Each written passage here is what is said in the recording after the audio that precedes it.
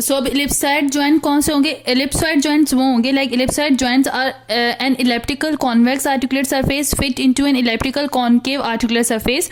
The movements of the flexion, extensions, abductions and adductions can take place, but rotation is impossible. The wrist joint is a good example. सो याद रखिएगा जब भी आपके पास ellipsoid joint की बात आए तो आपको रिस्ट जॉइंट की एग्जांपल याद रखनी है, क्योंकि इससे रिलेटेड एमसीक्यूज आता है.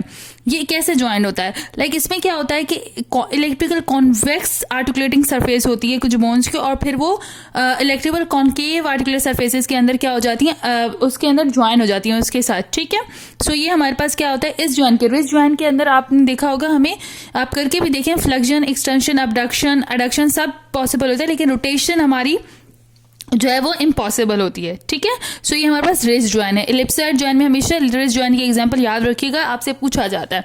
उसके बाद सैडल जॉइंट है. In saddle joint articulating surfaces are reciprocally concavo convex and resembles a saddle or a saddle on a horseback. These joints permit flexion, extension, abduction, adduction and rotation. The best examples of this joint is the carpometacarpal joints of the thumb. अच्छा देखो, saddle joint क्या होता है, इसके अंदर जो articulating surfaces होती है ना, लाइक वो कॉन्केव कॉन्वेक्स होती हैं. ठीक है, रेसिप्रोकली. इसमें क्या होता है, लाइक जिस तरीके से हमारे पास एक आप लोग थंब का मैं आपको आगे डायग्राम दिखाती हूँ, इसमें एग्जांपल देते हैं कि जैसे हॉर्स के बैक के ऊपर हमारे पास जो सैडल रखा हुआ होता है ना, उस तरीके की इसकी जॉइंट्स होती हैं. सो सैडल जॉइंट में हमेशा हमारे पास कौन सा आ जाता है, लाइक मेटाकार्पल जॉइंट जो थंब के अंदर होता है ना, वो इसकी एग्जांपल में आ जाता है. मोस्ट इंपॉर्टेंट है बाल एंड सॉकेट जॉइंट. ठीक है, बाल एंड सॉकेट जॉइंट की जो एग्जांपल्स हैं, या आप लोग अपर लिम्ब और जो हमारे पास लोअर लिम्ब है, उसमें ये जो आपके पास इनके एग्जांपल है ना, ये पूरा जॉइंट डिस्क्राइब किया जाता है. लाइक शोल्डर जॉइंट है, हिप जॉइंट के सारे मसल्स, फिर उसके लिगामेंट्स किस टाइप का होता है, वो सारी चीजें उसमें डिस्कस की जाती हैं. सो ये वहां पे बहुत इंपॉर्टेंट रहेगा. Ball and socket joint. In ball and socket joints a shape head of one bone fit into a socket like concavity of another. Means कि इसमें क्या होता है कि एक बॉल शेप होता है हेड का, ठीक है, वो दूसरी बोन्स के सॉकेट लाइक कॉन्केविटी में फिट हो जाता है. This arrangement permits free movement including flexion, extension, abduction, adduction. The shoulder and the hip joint are good examples of joint. देखो इसमें क्या होता है कि हमारे पास शोल्डर एंड हमारे पास कौन सी आ जाती है, हिप जॉइंट. मीन्स के शोल्डर जॉइंट में देखो एक बोन जो होती है वो हमारे पास बॉल लाइक होती है. ठीक है, ह्यूमरस की अगर हम लोग बात कर लें. उसके अलावा जो हमारे पास स्कैपुला होती है उसके अंदर कॉन्केविटी बनी हुई होती है, तो उसके अंदर बोन जो हमारे पास ह्यूमरस है वो जाके अटैच हो जाती है, तो वो शोल्डर जॉइंट बनाती है. इस तरीके से हिप जॉइंट में क्या होता है, हमारे पास जो हिप बोन होती है, ठीक है, उसके अंदर हमारे पास एक कॉन्केविटी स्ट्रक्चर बना हुआ होता है, और फिर जो फीमर होती है वो हमारे पास जो है वो उसमें बॉल लाइक स्ट्रक्चर होता है, तो वो उसके साथ अटैच हो जाती है.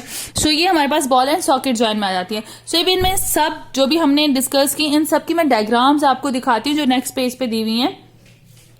सो ये हर ज्वाइंट की जो है वो आपको डायग्राम दी गई है. ठीक है, फॉर एग्जाम्पल आपको जो ए डायग्राम दी गई है उसके अंदर आपको बताया गया है किसका प्लेन ज्वाइंट जो होते हैं. स्टर्नोक्लेविकुलर ज्वाइंट है हमारे पास, ये देखो स्टर्नोक्लेविकल ज्वाइंट है और एक्रोमियोक्लेविकुलर ज्वाइंट है.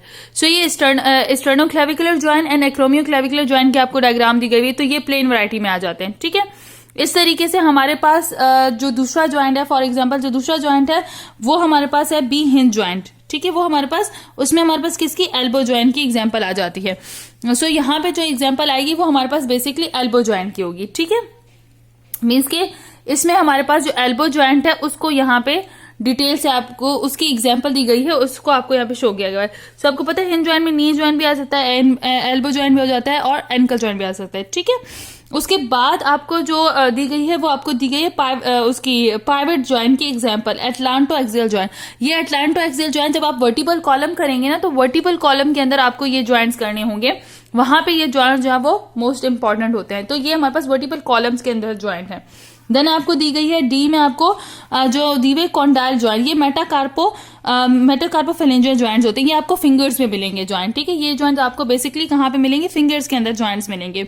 इस तरीके से आपको एफ जो है वो सैडल ज्वाइंट्स में, एफ कहाँ पे आ जाता है हमारे पास, एफ जो है वो हमारे पास, ठीक है, वो सैडल ज्वाइंट. देखो ये ई है, ई में सॉरी मैं स्किप कर गई. सो ई आपके पास क्या, इलिप्सॉइड ज्वाइंट. ये हमारे पास जो है वो इलिप्सॉइड ज्वाइंट मींस के रिस्ट ज्वाइंट है. ठीक है, इसमें कॉन्वेक्स एंड कॉन्केविटी की शो की गई है. देन हमारे पास सैडल ज्वाइंट आ जाता है. ठीक है, सैडल ज्वाइंट हमारे पास किसकी एग्जांपल में आ जाता है, कार्पोमेटोकार्पल ज्वाइंट ऑफ थंब में, जिसमें हमें रोटेशन भी मिलेगी.